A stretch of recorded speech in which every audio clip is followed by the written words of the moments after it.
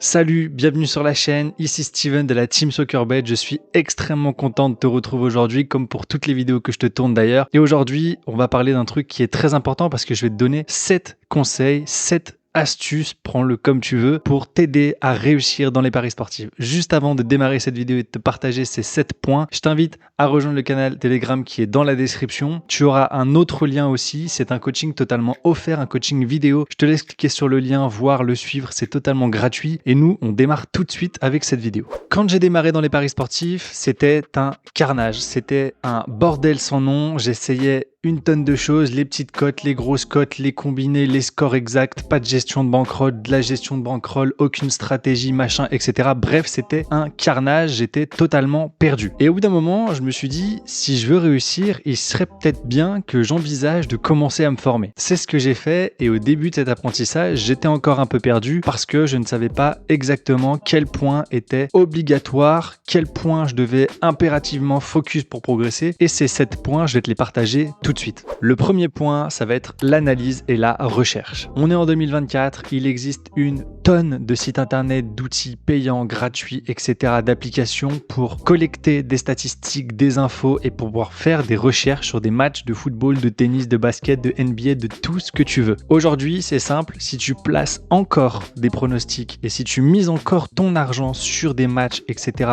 sans avoir fait d'analyse, je te le dis, tu vas malheureusement rester complètement bloqué au stade où tu en es. Il y aura peut-être des petites fulgurances à droite à gauche, des paris qui vont être gagnants, des combinés qui vont être gagnants, etc. Mais tu vas faire les montagnes russes et tu vas sans arrêt monter pour revenir au point de départ. Donc le premier point, ne place plus aucun pronostic sans avoir fait une analyse et sans avoir fait des recherches sur le match. Le deuxième point, ça va être la spécialisation. Si tu ne l'as pas encore fait, c'est quelque chose que je t'invite grandement à faire. Je t'en ai déjà parlé sur la chaîne et je continuerai de t'en parler parce qu'il faut que tu le fasses, il faut que tu changes les choses, il faut impérativement te spécialiser. Aujourd'hui, tu ne peux plus parier sur le tennis, le rugby, le basket, etc. Il y a trop de matchs, il y a trop d'infos, il y a trop de choses à savoir et tu es un être humain. Tu n'es pas Android, tu n'es pas un robot, tu n'es pas une IA, tu ne peux pas amasser des données dans tous les sens, les collecter, etc. Donc, il faut que tu te spécialises. Moi, comme tu le sais, c'est quelque chose que j'ai fait et je me suis spécialisé sur les 5 championnats majeurs européens et ce uniquement sur le football. Je ne touche aucun autre sport. Je sais que j'ai pas les compétences, donc il faut se le dire, il faut le reconnaître et une fois que tu as reconnu ça, let's go, tu te spécialises et tu choisis le sport dans lequel tu es le meilleur. Le troisième point, ça va être comprendre les cotes. Qu'est-ce que ça veut dire comprendre les cotes? C'est très simple. Il faut que tu comprennes la vie d'une cote. Pourquoi une cote augmente? Pourquoi elle diminue? Qu'est-ce qui se passe? Quels événements peuvent faire varier une cote? Il faut que tu le comprennes. C'est pas parce que tu vas voir une cote chuter qu'il faut pas la prendre. C'est pas non plus parce que tu vas voir une cote augmenter qu'il faut se poser des questions et direct la prendre parce que c'est value, etc. Il faut vraiment que tu comprennes comment une cote fluctue, pourquoi il se passe ça, etc. C'est très important et ça va t'amener directement sur le point suivant, ça va être comprendre la notion de valeur. La notion de valeur, tu la connais sous un autre nom, la value.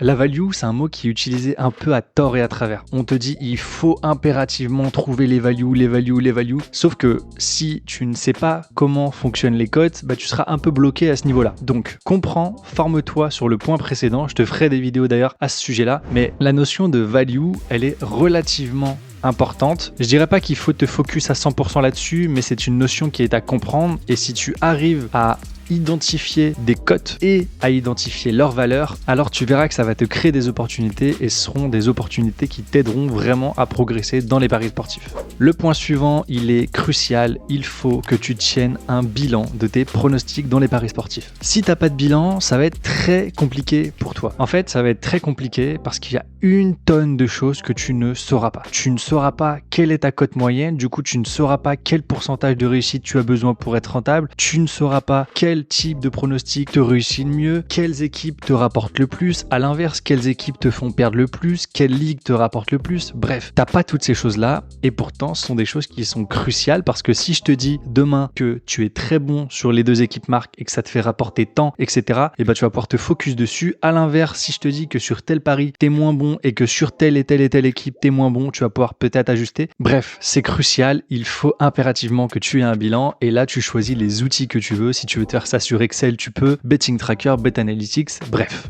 Le point suivant, c'est la discipline émotionnelle. Si tu veux progresser dans les paris sportifs, si tu veux espérer progresser dans les paris sportifs, il faut impérativement que tu sois beaucoup plus discipliné émotionnellement. C'est un truc qui est beaucoup trop délaissé, je trouve, et il n'y a pas assez de monde qui en parle, mais c'est comment on se sent face à un match. Émotionnellement, je parle. Comment tu te sens quand tu es face à un, je sais pas, Real Madrid contre Manchester United en Ligue des Champions. On sait que à partir du moment où tu aimes le football, juste en voyant ces deux noms inscrits, tu vibres. Ça te fait quelque chose et directement par rapport à la forme des deux équipes, tu as presque déjà un avis. Malheureusement, tu peux pas te contenter de ça. Tu peux pas rester bloqué sur cet avis, sur cette émotion, sur ce feeling qui est dans ta tête. Et du coup, il faut que la discipline émotionnelle entre en jeu. Il faut que tu casses ce truc-là et il faut que ça te permette de passer au-dessus. Ça rejoint le point numéro 1. Il y en a qui vont s'arrêter à j'ai un feeling, j'ai une intuition, je pars là-dessus. Real Madrid, victoire, ils sont chauds en ce moment, ils sont en forme, etc. Je parie là-dessus. Malheureusement, ça peut pas se passer comme ça. Si c'est quelque chose qui fonctionnerait, tu le ferais encore, ça fonctionnerait, t'aurais des gains. Bref, tu serais pas devant cette vidéo pour tenter de progresser dans les paris sportifs. Donc la discipline émotionnelle, ça va être ça. Ça va englober aussi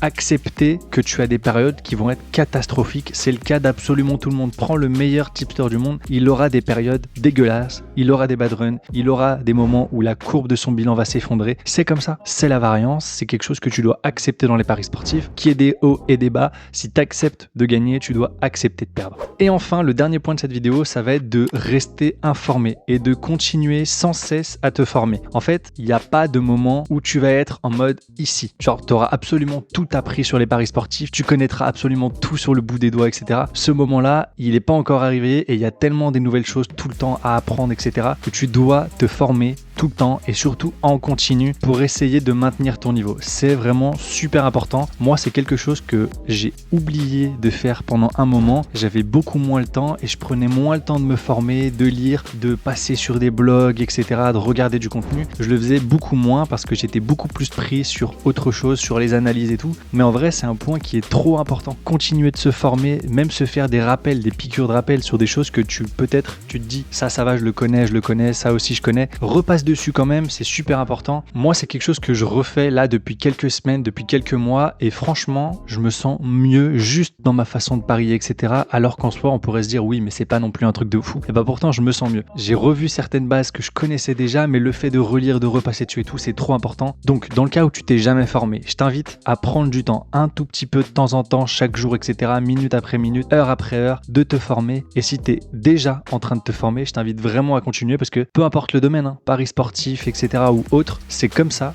que tu vas solidifier tes bases, que tu vas acquérir des nouvelles compétences et que tu vas pouvoir monter les marches de l'escalier une à une et ainsi progresser dans le domaine dans lequel tu vas te former. Et ici, en l'occurrence, c'est les paris sportifs. Voilà, ces 7 points-là, si tu travailles dessus, si tu décides d'axer ton focus dessus, je pense vraiment que tu auras des belles surprises. Essaie de les noter quelque part, essaie de te les tenir, essaie de les mémoriser, de faire quelque chose, mais ça serait vraiment bête de passer devant cette vidéo et juste te dire « Ok, ouais, j'y penserai ». Essaie vraiment de faire en sorte que les choses changent pour toi. Si tu veux des changements, il faut que tu fasses des choses que tu n'as jamais fait avant. Bref, c'est la fin de cette vidéo, j'espère qu'elle t'a plu. Si c'est le cas, petit pouce bleu. Si tu regardes ce contenu sans être abonné à la chaîne, n'hésite pas à t'abonner. Et moi, je te dis à très vite pour la prochaine vidéo.